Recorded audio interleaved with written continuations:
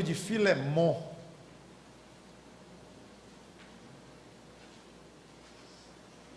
Aliás, não era nem para dizer o livro que eu iria, porque eu não quero que vocês leiam comigo o versículo, é o contrário dessa vez. Então, não vamos ao livro nenhum. Vocês já sabem que é Filemon, né? Mas eu vou ler um versículo. Não precisa você ler, depois você vai ler. Que diz assim, já no final da carta, Paulo estava preso em Roma, e ele diz assim: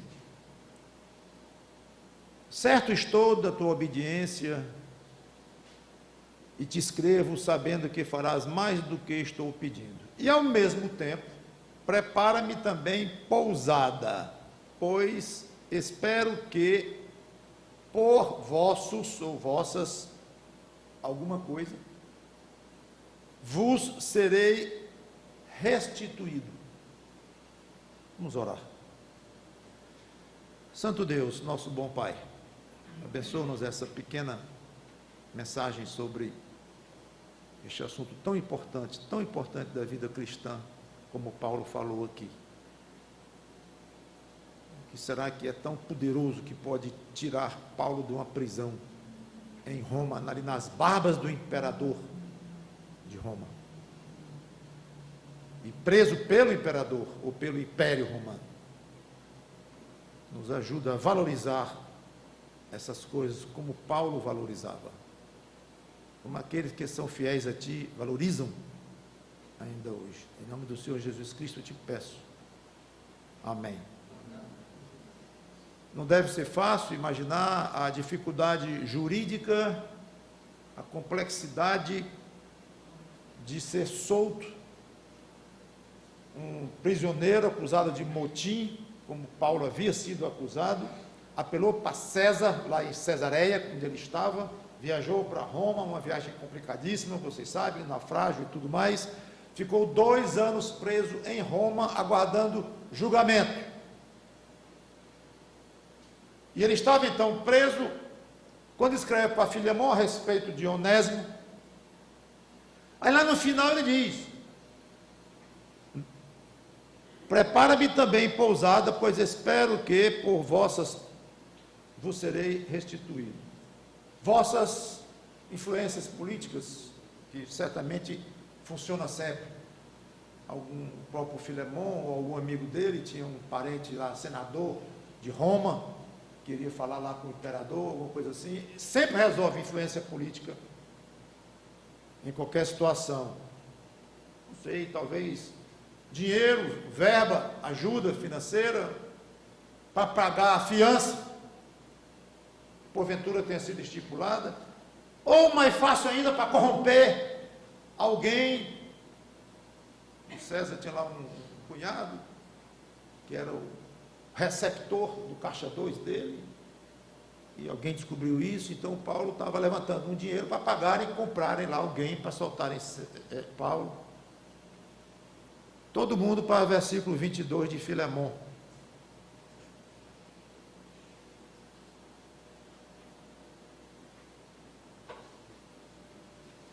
O mundo valoriza tanto o dinheiro, valoriza tanto a política, valoriza tanto a compra de tudo, valoriza tanto os meios mundanos. Aí Paulo diz aqui: pois espero que por vossas orações vos serei restituído. 2 observações aqui. Veja como Paulo considerava a oração dos irmãos como algo concreto, poderoso, capaz de alterar toda a série de acontecimentos que resultariam na sua soltura. Ele estava convicto de que a oração tem o poder misterioso de agradar a um Deus todo-poderoso que faz o que bem entende. Então, para Paulo, as orações dos irmãos seriam o fator primordial talvez não o único, mas primordial para que ele fosse solto. E não sei se vocês notaram que ele estava tão esperançoso que já mandou preparar lugar para ele lá, me arranja um lugar aí. O Paulo era muito inteligente, ele estava pedindo um favor a Filemão para que tratasse bem Onésimo. Então, como dissesse, olha, Filemão, já eu vou olhar para os teus olhos, em vez de ser uma carta, eu vou estar olhando para os teus olhos, eu vou já ir. Não sei se ele usou isso como um argumento adicional, mas é óbvio que ele estava bastante esperançoso de sair de lá. E por trás das orações dos irmãos, sempre fundamental lembrar isto, estaria o poder de Deus para soltar Paulo. Qual é a maior vontade da sua vida? Qual a maior vontade da sua vida? Lícita, claro. Coerente com os padrões de Deus. Seria interessante se eu fizesse realmente um teste. Não um teste, é uma experiência. Caneta de papel na mão, escreva aí. Não estou fazendo, faça em casa talvez. As 3 coisas que você mais desejaria neste mundo. Número 1, coisas lícitas. Não vá desejar, não é algo pecaminoso, não está valendo nesse teste, ela não é para valer em situação nenhuma. Não deixe de orar por essas 2 coisas, essas 3 coisas lícitas, pelo fato de ser difícil. O senhor está dizendo que o senhor não sabe a dificuldade do que eu gostaria que acontecesse. Nem quero saber. Quer dizer, não é o caso de eu saber. Pastor, não é que é difícil. É porque é impossível. Entendeu? Entendeu, pastorzinho? É impossível o que eu gostaria. É lícito? É. Pois, ore a Deus. Peça a Deus para resolver aquilo impossível. Condicione à vontade de Deus, que toda oração precisa implicitamente ser de acordo com a vontade de Deus. E confie que Ele vai fazer aquilo que você quer. Não, vai fazer o melhor dentro daquilo que você pediu. Confie que Ele vai ouvir. Confie que Ele vai examinar carinhosamente o seu pedido. Estude a Bíblia, veja as orações de todo tipo que se fizeram nas Escrituras, muitas das quais ele atendeu, outras ele não atendeu, mas ele examina, passa pelo crivo dele de infinita justiça, glória, santidade. O filtro dele é fantástico, os critérios que ele vai usar. Você nem sabe o que está pedindo, nós não sabemos nem pedir direito. Então, isso que você deseja pode ser uma estupidez. Pode ser ridículo eu colocar, a primeira coisa que eu gostaria neste mundo é isso. Ridículo. Pode ser, eu não sei orar direito, eu não sei o que me convém, você não sabe o que lhe convém. Então, para muita gente diz, não, mas é ruim dizer a vontade de Deus. Ora, mas então, e a minha? Não é para escrever aqui a minha vontade que eu gostaria aqui? Então, como é que é para a vontade de Deus? Aí já anulou a minha. Não anulou, você está entregando a alguém um pedido para resolver uma situação, ou lhe atender em uma coisa, da forma que ele achar melhor, porque a sua própria forma, o seu próprio pedido, pode ser muito ruim. Então entende, quando você coloca a condição de acordo com a tua vontade, é uma garantia espetacular, é uma condição, dizer, Senhor, eu só quero se for para o meu bem. E a maneira de dizer isso é, de acordo com a tua vontade, é a mesma coisa. Porque a vontade dele sempre é para o nosso bem. Então, quando você pede de acordo com a tua vontade, você está pedindo com relação ao seu bem. Não é que você anulou e tirou a graça da oração. Tira a graça da oração.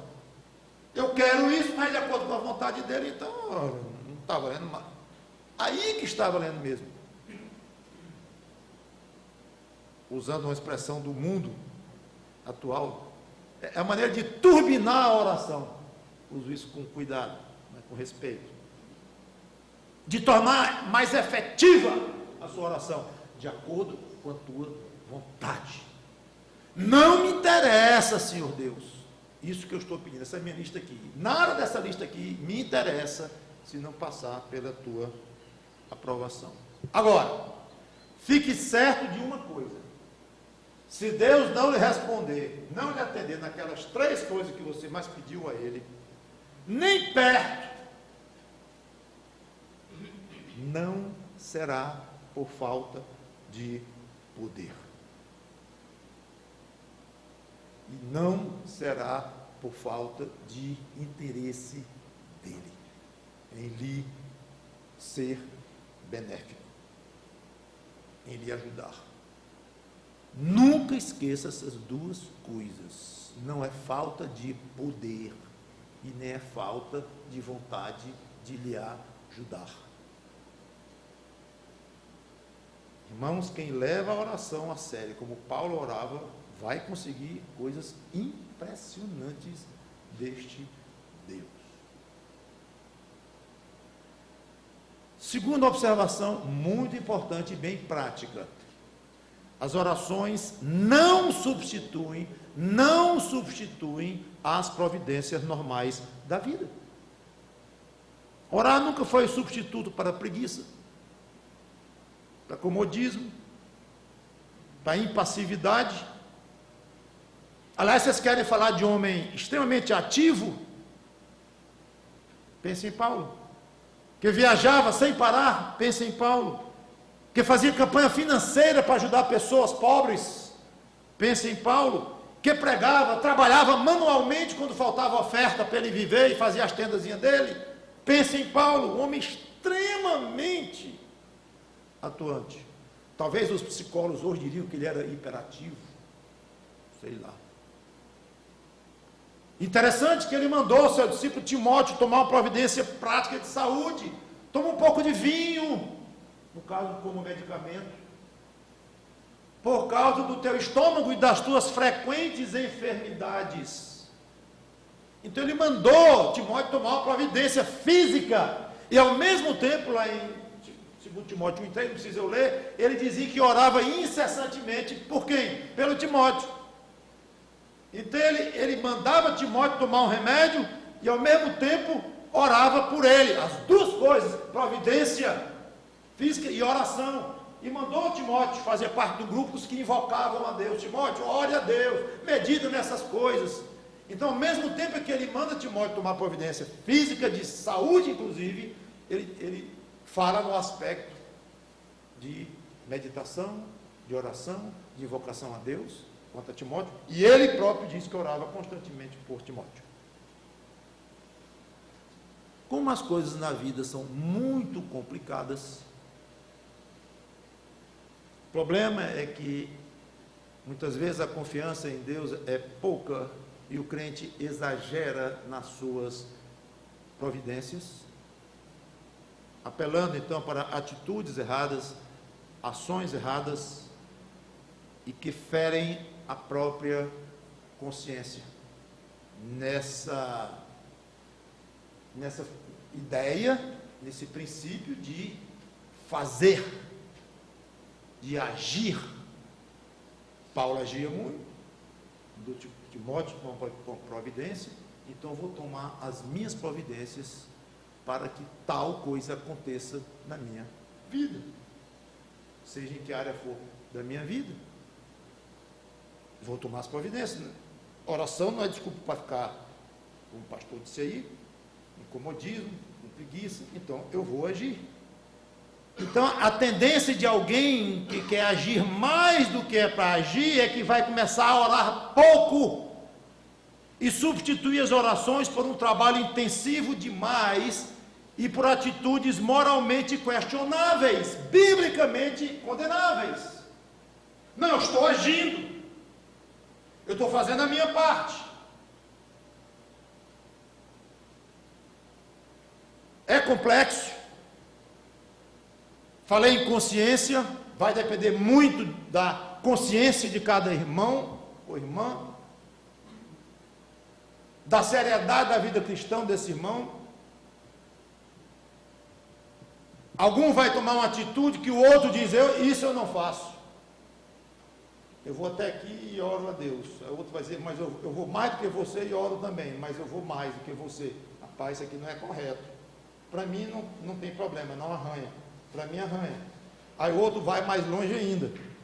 Então o que eu tenho a dizer sobre isto? Muito cuidado com os seus critérios e mantenha a sua consciência pura, sensível. Toda vez que eu falo em consciência, toda vez que eu me lembro, desde que eu comecei a pregar, eu digo, é muito importante a consciência, mas cuide dela. Porque não adianta você ter o tato e estar com a doença de dormência na mão. Você teria normalmente o tato, mas está dormente sua mão, então seu tato ficou ruim, você não consegue mais identificar aquilo que você está pegando. Então você use o tato quando ele está correto, você usa seus sentidos quando eles estão corretos, o cheiro de alguma coisa. Alguém está muito gripado, está gostando da comida? Eu vou ser franco, eu não sei se está boa ou ruim, porque eu não estou com paladar de nada, com olfato de nada. Então, a mesma coisa. Cuidado com a sua consciência. Faça de acordo com a sua consciência. Detalhe, a consciência daquele cidadão está pedrada, igual uma rocha. Consciência de pedra, endurecida, não exercitado pelo arrependimento, pela confissão, pela leitura das Escrituras, pela comunhão com os irmãos, pelo exercício da piedade. Então é uma consciência pedrada, dura, endurecida, adormecida. Então essa consciência não vai refletir o que Deus quer para aquela pessoa. Então ele vai fazer errado e ele vai dizer, eu estou de acordo com a minha consciência. Sim, do jeito que o estuprador faz um mal a uma menina de 15 anos de idade com a consciência tranquila, porque fizeram com a mãe dele. E ele foi educado sem pai, sem isso, sem aquilo, na sociedade, não sei o quê. Então, eu peguei a menina de 15 anos, a filha do barão lá, fiz o que quis. Qual é o problema? Então, a consciência dele está tranquila. É incrível isso, mas pode acontecer este grau de dureza de consciência. Então você crente, cuide muito bem da sua consciência, porque não pense que Deus vai dizer assim, eu entendo, você não feriu sua consciência. Não, Senhor, eu fiz de acordo com a minha consciência. E o que você tem feito por essa consciência? Ser irresponsável? Você tem mantido essa consciência pura diante de mim? Você tem trabalhado essa consciência? Ou você tem, pouco a pouco, castigado essa consciência e tirando dela a sensibilidade que eu lhe dou pelo meu Espírito Santo? Você vai tirando. Você não tem mais consciência de coisa nenhuma. Você está igual alguém do mundo. Então, o ponto que você vai para complementar, em termos de atitude, de fazer ou de providenciar, complementando com as suas orações a Deus, até onde você vai aqui, vai depender da sua consciência. Tudo bem, mas cuide para que essa consciência seja muito boa. Muitas vezes é isso que determina até onde um crente vai. Como eu comentei, um vai até aqui e ele diz, aqui eu não passo, isso aqui não é lícito, não é correto. Eu vou dizer, não vale nada não, besteira, eu faço. Como é que está a consciência desse que foi mais longe? E do outro que foi mais longe ainda? Aí é muito pessoal. Aí só vai ele e Deus. Mas o que eu quero colocar é, do jeito que a oração não institui as providências que as providências impuras não devem substituir uma vida forte de oração e entrega a Deus. São as duas coisas. Duas coisas.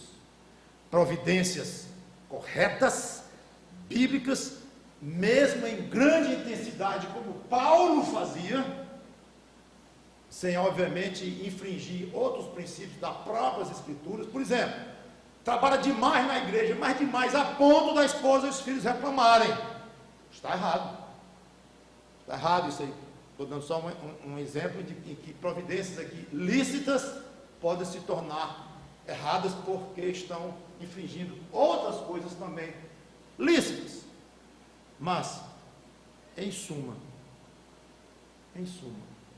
um crente que toma providências corretamente e não ora, ele está perdendo uma oportunidade absolutamente espetacular de ter experiências maravilhosas na sua vida, utilizando o poder de Deus e a vontade dele em nos ajudar. Mas eu estou falando de oração por coisa muito difícil, irmãos. Mas é muito. Eu estou falando oração por coisas impossíveis aos seus olhos, desde que lícitas.